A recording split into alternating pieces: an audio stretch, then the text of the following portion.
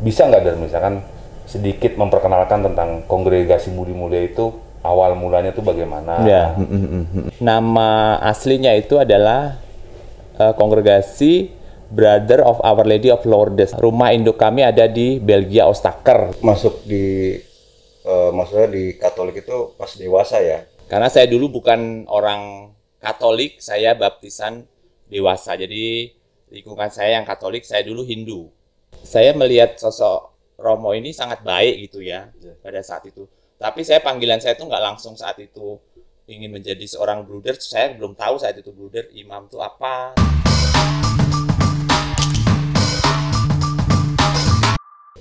Salam Malen, salam sejahtera, salam semangat sehat.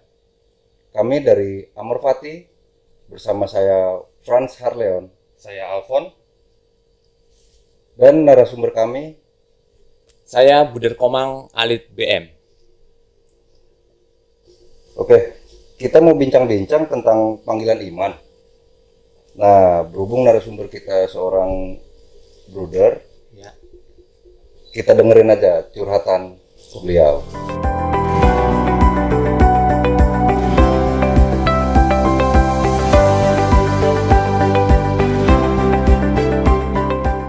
Curhat langsung ini ya. Oke, baik. Saya seorang bruder. Saya dari kota Belitang, tepatnya di Palembang. Panggilan saya ya bermula karena lingkungan sebenarnya. Karena saya dulu bukan orang Katolik, saya baptisan dewasa. Jadi lingkungan saya yang Katolik, saya dulu Hindu. Jadi lingkungan Katolik sehingga mempengaruhi panggilan saya. Tetapi itu biasalah, masih anak-anak kan hilang timbul. Jadi apalagi di tempat saya tinggal itu adalah pastornya orang Belanda.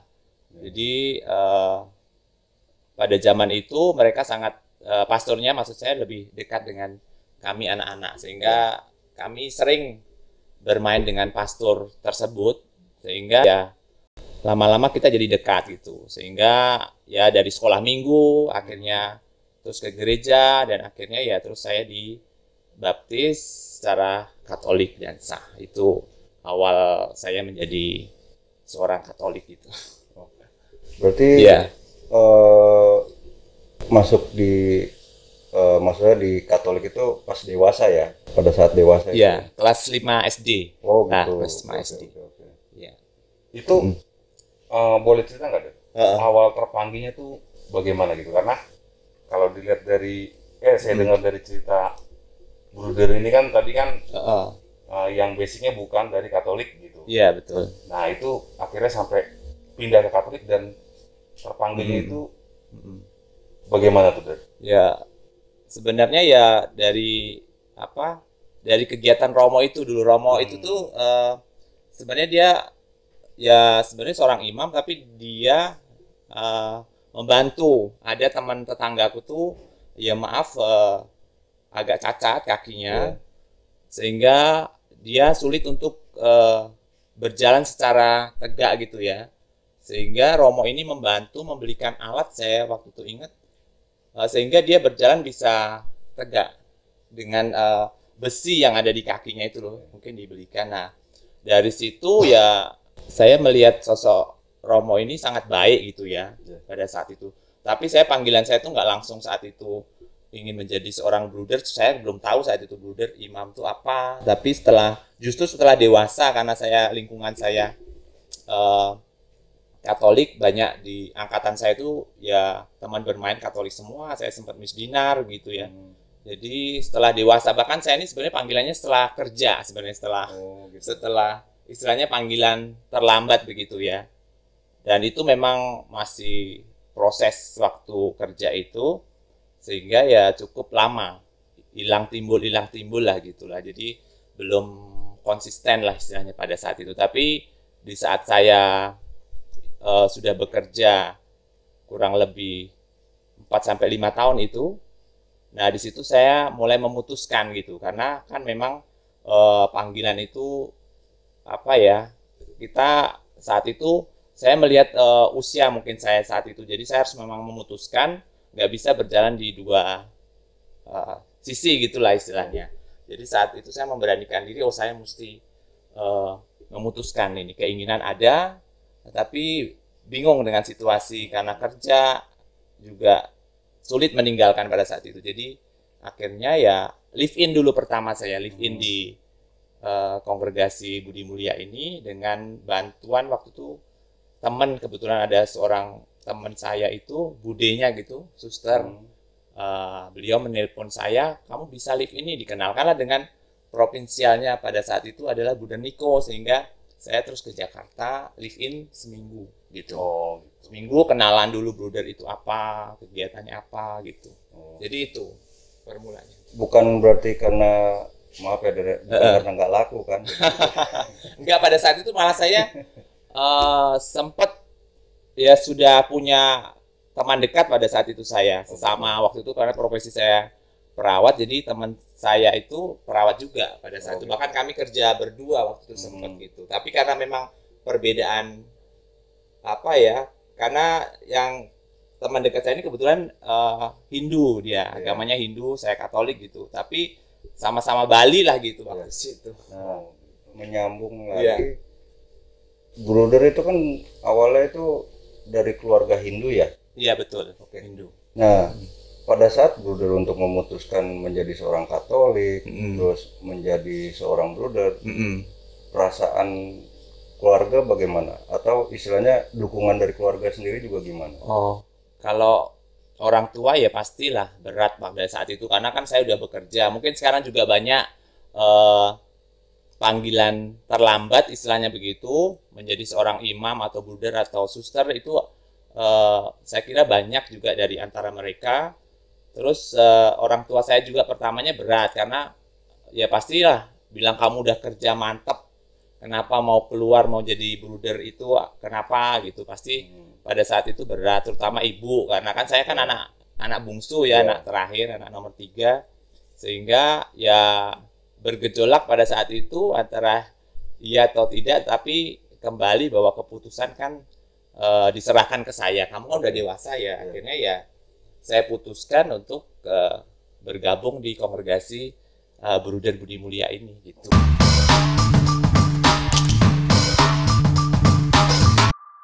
Terus ini apa? Itu kan pasti akan sangat rumit ya ketika dihadapkan dengan orang tua dan kita untuk memutuskan gitu. Apakah Bruder mengalami sesuatu yang membuat akhirnya Bruder itu yakin bahwa jalannya tuh jalan saya sekarang di sini gitu. Berarti yang benar-benar memantapkan Bruder sampai akhirnya bisa meyakinkan orang tua untuk menerima panggilan ini.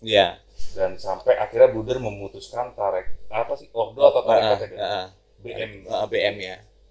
Ya, yang membuat kuat itu sebenarnya ya teman-teman saya juga ada yang mendukung begitu, dan yang pasti bahwa pilihan aku karena udah dewasa, saya berhak menentukan pilihan saya, itu sebenarnya yang membuat saya kuat juga, di samping bahwa keinginan untuk untuk melayani seperti Romo itu waktu itu, imam itu yang bisa membantu orang sakit gitu loh pada saat itu. Mungkin karena basic saya perawat, jadi mungkin saya lebih ke arah itu. Pelayanan di kesehatan kan bisa juga, jadi nggak harus menjadi seorang imam gitu. Makanya ya ke arah situ aja saya. Karena jurusan saya udah kesehatan, mungkin saya lebih ke arah pelayanan kesehatan gitu. Jadi itu yang membuat saya semakin kuat, apalagi ketika saya malah ketemu dengan para bruder yang orang Belanda gitu istilahnya, orang Eropa yang saya sempat tinggal bersama, sempat bekerja bersama. Jadi itu juga mendukung saya juga untuk kuat gitu loh menjalani panggilan, walaupun mungkin ya banyak hal-hal yang kita kadang-kadang juga mengalami kesulitan, itu saya kira wajar gitu. Tapi setelah Bruder memutuskan, orang tua dan keluarga pastinya mendukung kan ya? Mendukung, orang tua mendukung, walaupun ya berat hati lah mereka awal-awal itu. Makanya saya kan waktu pergi itu aku ngomong diem-diem aja, nggak usah ngomong-ngomong ke tetangga gitu istilahnya ya, karena saya juga nggak mau orang tahu gitu. Ya udah, karena kan belum tahu nih mau jadi atau enggak gitu loh. Jadi istilahnya karena menjalani dulu proses itu kan ya. Kalau di biara itu kan ada proses, ada aspiran, ada tahap postulan, ada novice. Jadi kan nanti kalau saya ngomong-ngomong tuh tiba-tiba nggak jadi kan jadi gimana? Awalnya tuh tahapnya apa sih kalau masuk? Kalau tahap-tahap tuh ya kalau di kebanyakan ya ada tahap aspiran. Aspiran itu mungkin setahun mengalami tinggal biasanya di karya-karya atau di rumah pembinaan bisa juga. Sudah itu nanti dia postulan itu setahun, nanti di novisiat ya, di novice itu pendidikan novice itu 2 tahun. Jadi nanti setelah itu baru profesi pertama gitu. Jadi tahap-tahapnya itu. Oh, seperti iya. Terus menjadi seorang bruder sendiri atau ada panggilan iman itu, godaan-godaannya itu ada nggak tuh? Godaan-godaannya pasti banyak. Nggak jadi romo, nggak jadi suster, jadi bruder juga banyak.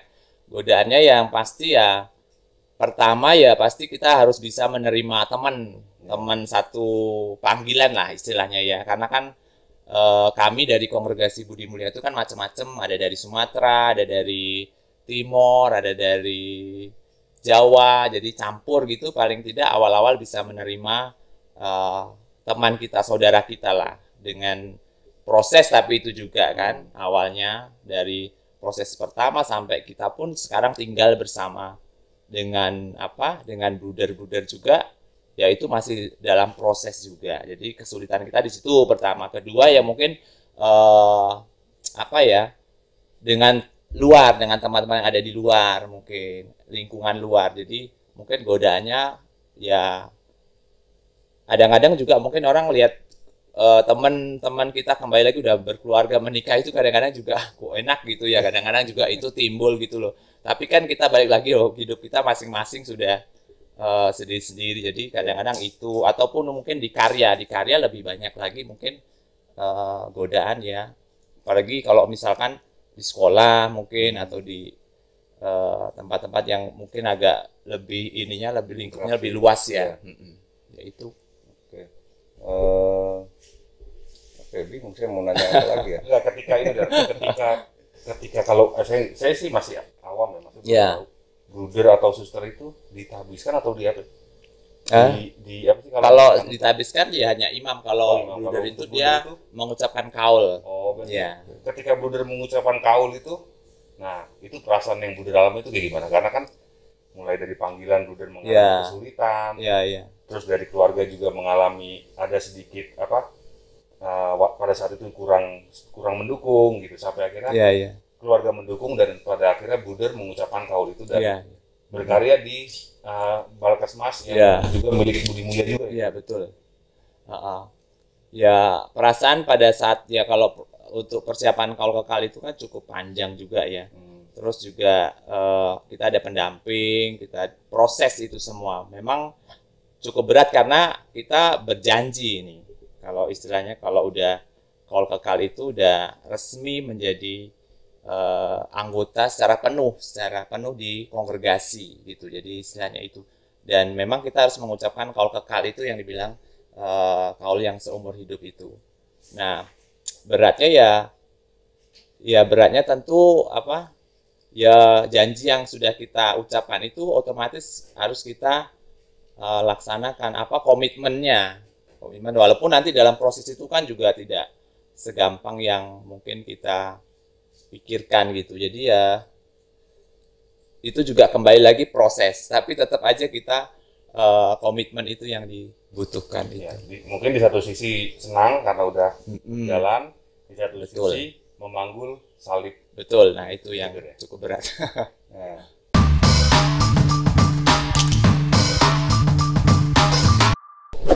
Oke, Dok. Ya.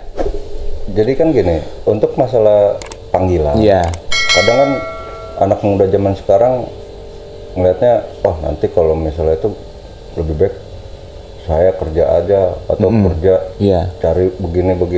Jadi kalau menjadi seorang biara atau biarawati itu nggak bisa bekerja, jadi mungkin fokusnya ke pelayanan gitu. Nah, sebenarnya menjadi seorang biara atau biarawati itu ada kesempatan untuk berkarya dalam pekerjaan nggak sih, Der? Iya. Untuk menjadi seorang biarawati sebenarnya ya kongregasi ya, tergantung di kongregasi masing-masing. Mereka biasanya kalau bruder kan di pelayanan seperti sekolah ada, atau di kesehatan, terus lalu di pastoral, sosial gitu. Tentu kongregasi memberikan kesempatan sebenarnya kepada anggotanya untuk berkembang, mengembangkan di pelayanan, bisanya gitu.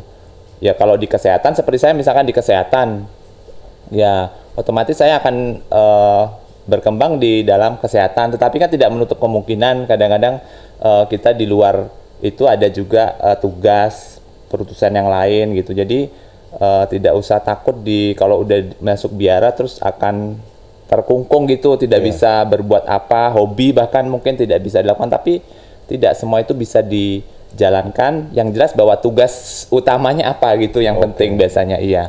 Jadi ada tugas utama, nanti ada tugas tambahan, biasanya begitu. Atau kita pun punya hobi gitu, bisa saja tersalurkan itu, ya. Karena kan mungkin kalau beberapa anak muda ya, Der, bagian anak zaman sekarang yang memang gadget, iya betul. Terus kemudian sosialisasinya juga mulai menurun gitu. Kadang mereka kan ada ketakutan bahwa ketika menjadi seorang biarawan atau biarawati gitu, ketakutannya adalah satu, nggak bisa ini, nggak bisa ini, nggak bisa ini gitu. Jadi ternyata itu semua kan nggak terjadi gitu. Bahkan mungkin bisa dibilang dalam kongregasi pun juga menyenangkan gitu. Iya. Bisa sharing sedikit nggak, Der? Misalkan kayak hal-hal yang menyenangkan dalam kongregasi yang Buddha alami. Jadi memberi gambaran ke mereka bahwa enak loh sebenarnya. Ya betul. Gitu. Ya kalau menjadi seorang biarawati ya memang sih tergantung masing-masing penilaian. Tapi kalau pengalaman saya tuh ya menyenangkan, enak gitu loh. Buktinya saya juga bisa. Dulu memang dibilang hanya Romo yang bisa bermisi gitu ya, tapi setelah saya masuk kongregasi ternyata memang ada banyak bruder yang bermisi. Saya pun juga sempat mengalami misi ke Afrika, ke Ethiopia. Bahkan saya waktu itu ke Ethiopia sudah kurang lebih 4 tahun saya jalani. Padahal waktu itu tidak terbayangkan saya bisa ke sana. Walaupun awal-awal pasti takut gitu ya. Terus siapa bilang misalkan biarawati nggak boleh pakai HP. Sekarang semua udah bisa informasi diakses pakai HP. Cuman mungkin kita lebih kepada kebutuhan kita masing-masing gitu, yang mungkin itu yang mungkin diberikan, difasilitasi. Ketika saya pergi berangkat ya pasti saya difasilitasi dibiayai semua dari kongregasi, berangkat pulang di sana kebutuhan saya apa pasti dipenuhi itu. Jadi menyenangkan kalau saya pikir ya, kita bisa pergi kemana-mana, tapi bukan maksudnya untuk jalan-jalan, tapi suatu tugas, tapi juga kita sekalian menikmati, udah pernah ke mana-mana kan gitu. Bonus lah ya istilahnya ya. Mungkin semua ditanya ya pasti senang bisa kemana-mana, jalan gitu. Ya itu. Jadi gini, Der. Ya. Pada saat untuk masuk menjadi biara atau biarawati, biasanya tuh dari SMP atau SMA, terus misalnya saya nih, saya misalnya lulus SMA mau jadi biarawan, nah terus di situ saya masih bisa untuk meneruskan studi nggak sih? Studi mungkin ya, kayak macam lanjut ke S1, D3 atau S2 sekali. Ya. Ya, kalau dalam kongregasi ya, kalau contohnya imam kan dia pasti harus pendidikan teologi kan, otomatis setelah teologi mungkin ada juga yang mereka kebutuhan untuk pendidikan keguruan atau apa gitu sih ada. Tapi kalau kami di kongregasi, kami juga setelah SMA mau masuk, biasanya minimal pendidikannya SMA. SMA masuk, nanti setelah misalkan setelah profesi pertama atau profesi ketiga gitu, biasanya ada kesempatan untuk studi lanjut, kuliah di bidang apa itu biasanya ditawarkan oleh pimpinan ataupun dikasih pilihan kamu bagusnya ke misalkan kesehatan nih atau kamu ke guruan gitu. Jadi biasanya ditawari. Dan kalau kita memang minat, kita akan dibantu untuk studi itu. Tapi kalau kita nggak minat ya pasti nggak akan dikasih itu loh. Memang saya tidak suka terus disuruh, ya kalau memang nggak suka ya istilahnya takutnya kan di tengah jalan nanti malah nggak selesai gitu. Tapi biasanya didiskusikan dengan pimpinan biasanya itu. Dan itu sesuai dengan karya juga, ladangnya. Misalkan guru ya otomatis dia di sekolah kan pasti akan di keguruan gitu. Berarti kalau Budi Mulia ini ladangnya tuh di mana? Kalau yang saya tahu kan sekolah ya, beberapa sekolah. Yeah. Beberapa sekolah, sama Puskesmas. Apakah selain itu masih ada lagi atau memang fokus di? Ya, kalau di kongregasi kami Budi Mulia itu biasanya lebih ke pendidikan kebanyakan, tapi memang yang di kesehatan tuh masih sedikit. Kebetulan kami juga karya kesehatan ada di Jakarta, juga di Bogor juga ada, jadi memang nggak banyak. Tapi kalau pendidikan ya ada di Sumatera, di Jakarta juga banyak. Tapi memang budernya belum banyak yang Indonesia ya, jadi masih banyak sekolah yang kosong yang belum ada budernya, karena memang jumlah brudernya juga tidak banyak gitu yang di Indonesia gitu. Itu. Berarti enak juga ya dari melakukan pelayanan pada Tuhan, bisa berkarya dalam pekerjaan, bisa melanjutkan studi, bisa. Jadi istilahnya jadi biara atau biarawati itu nggak terkungkung gitu ya? Nggak, ya peluangnya cukup besar lah gitulah ya. Tapi bukan berarti kita semaunya loh, jangan pikir semaunya, mau saya ini mau nggak juga. Tapi ya istilahnya itu kan bagian daripada kita kongregasi, jadi ada pimpinan, ada pimpinan, sehingga kita biasanya diskusi atau dibicarakan. Ada batas maksimal nggak, kan biasanya kalau tadi kan minimal tuh SMA ya? Iya. Misalkan maksimal. Maksimal. Masuk ke kongregasi, bergabung di kongregasi Budi Mulia nih. Sebenarnya usia biasanya. Usia. Ya. Kalau pendidikan bahkan kalau saya sendiri sebenarnya sudah studi juga, sudah saya kuliah D3 waktu itu kesehatan, baru saya bergabung. Ada juga yang sudah S1 bahasa Inggris, kayaknya gitu ada bergabung juga. Jadi memang istilahnya hanya batasan usia sebenarnya usianya. Kalau kami kongregasi itu maksimal itu 30 ya. Maksimal 35 lah, 35 mungkin masih bisa dengan dispensasi yang sendiri ya, ada ketentuan sendiri mungkin gitu.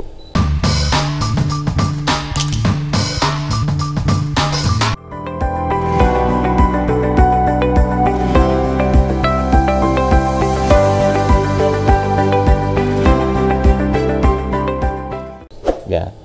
Untuk visi misi dari kongregasi Budi Mulia sendiri? Kongregasi kita biasanya karena kita di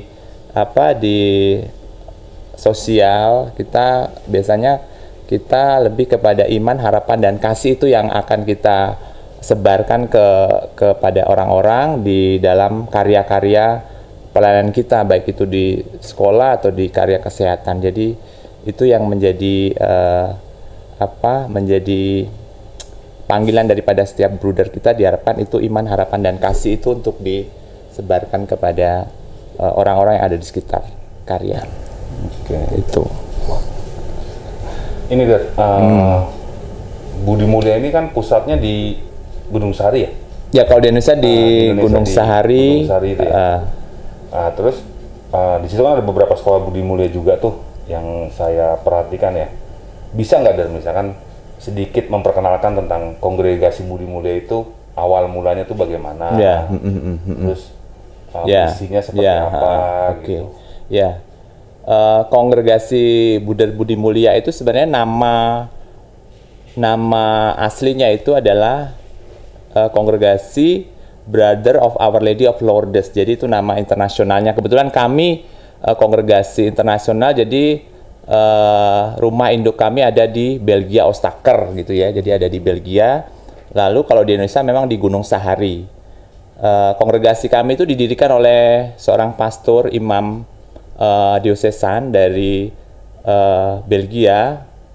Itu namanya Stephanus Modestus Glorie. Jadi imam inilah yang mendirikan kongregasi para bruder pada zamannya itu untuk membantu orang-orang yang pada saat itu terkena dampak daripada revolusi Perancis pada saat itu, sehingga banyak pengangguran, sehingga Bapak Gloria ini membuka suatu kayak usaha gitu. Jadi kayak karya sosial, mereka jadi bisa bekerja membantu gitu. Jadi sehingga bisa menghasilkan pada saat itu mungkin tenun, ada tenun atau berladang pada saat itu. Sehingga itulah yang menginspirasi Bapak Gloria untuk membangun itu, karena pada saat itu kan dampaknya sungguh luar biasa, kemiskinan segala macam itu pada saat itu. Sehingga ya harapan satu-satunya ya beliau untuk mendirikan kongregasi yang mana budernya juga berkarya dan membantu orang-orang pada saat itu untuk bangun, untuk bisa bertahan hidup saat itu. Jadi itu kongregasi kami. Sehingga terus akhirnya masuk ke Indonesia itu yang pertama itu sebenarnya justru malah di Bogor itu. Di Bogor. Pada saat itu di Bogor, lalu mulai berkembang, ada di Sumatera, di Pangkal Pinang, bahkan sekarang juga itu sedang di Kuala Namu gitu juga, itu baru-baru itu seperti ya perkebunan di sana ya. Jadi ada buder juga di situ. Jadi itu. Untuk balik lagi ke panggilan lagi nih. Ada pesan-pesan nggak buat teman-teman yang kali aja terpanggil? Oh gitu ya. Adik-adik mungkin atau juga bisa mungkin saya tambahin ya. Dan mungkin kayak orang tua nih. Ketika anaknya merasa terpanggil, misalkan, kadang kan orang tua ada yang jangan, gitu, apalagi anak satu-satunya atau anak bungsu gitu.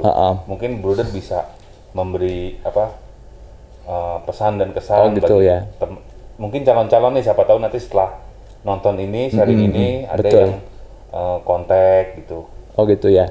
Pesannya sebenarnya ya untuk orang tua ya sebagai keinginan anaknya itu kan memang untuk orang tua ya tidak bisa mengatakan jangan begitu ya. Apalagi ini suatu panggilan di mana sebenarnya gereja sangat membutuhkan gitu ya. Kalau punya anak satu ya memang agak susah.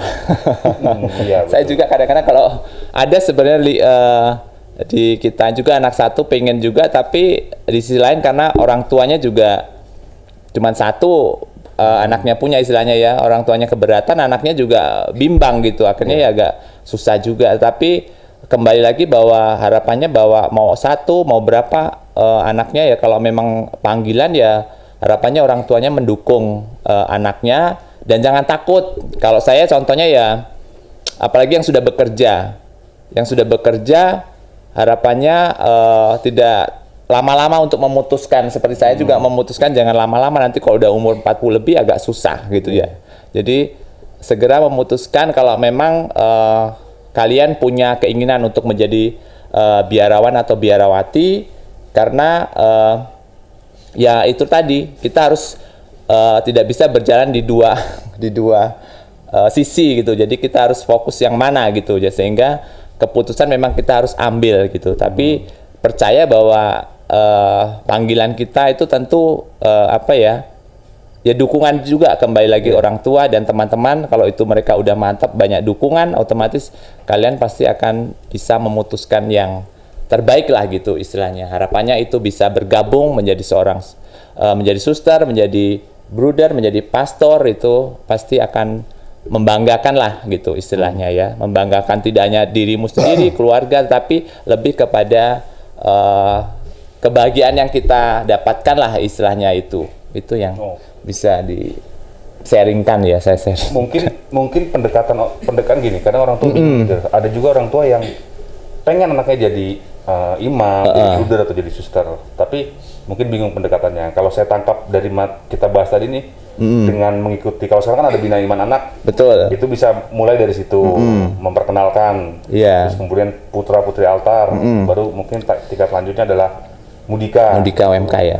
Seperti itu ya, betul ya, itu maksudnya ya anak-anak masuk, diajak, didorong untuk bergabung di kegiatan-kegiatan dalam gereja atau lingkungan bahkan ya itu juga salah satu cara ya, benarnya iya. Nah terus ini Dor, kalau misalnya ada yang mau bergabung nih, betul, untuk menjadi seorang ya istilahnya terpanggil menjadi seorang biara atau biarawati, kira-kira gimana tuh? Khususnya untuk masuk kontaknya ke BM kemana ini? nih? Oh kontaknya untuk ke BM ya. Sebenarnya kalau bagi teman-teman yang mau nih belum tahu, biasanya bisa bertanya kepada ya kan kita semua ke gereja tuh yang pasti ke gereja. Bisa tanya ke pastornya kalau ada yang di lingkungan pastornya, ada mungkin dilihat suster. Tapi kalau ke BM ini kita bisa juga ke saya misalkan pakai nomor telepon ya. Ke saya juga bisa dengan ada mungkin nanti akan terlihat di layar ya, di depan sini layar ini ya. Atau ke saya ke nomor bisa 0818 0751 9777 atas nama Bruder Komang ya. Jangan lupa bisa. dicatat. Jangan lupa dicatat itu. Mau cari-cari informasi di juga Facebook boleh. juga bisa ya. Facebook juga bisa, di IG juga bisa. Nanti cari di situ Albertus Alit gitu bisa. Nama saya Albertus Alit gitu. Bisa. Oh iya, mungkin saya mau ngutip sedikit nih dari kalau misalkan untuk orang tua ya, mengutip sedikit dari lirik sebuah lagu, biarkan anak-anak datang padaku. Oh gitu. Gitu kalau pesannya itu, bener nggak? Iya benar. Jadi ketika mereka terpanggil, kita kan anak-anaknya nih. Ketika terpanggil ya sudah biarkan mereka datang. Iya, biar anak-anak datang padaku ya. Tapi kalau saya dulu kecilnya Sakeus, malah saya dulu. Oh Sakeus. Ingat saya dulu lagunya. Ingat nggak lagunya? Sakeus orang kecil. Pendek betul iya gitu. Saya dulu ingatnya itu karena saya awal-awal itu diajari Sakeus yang pendek itu. Sekolah minggu dulu itu. Oh gitu. Iya. Okay.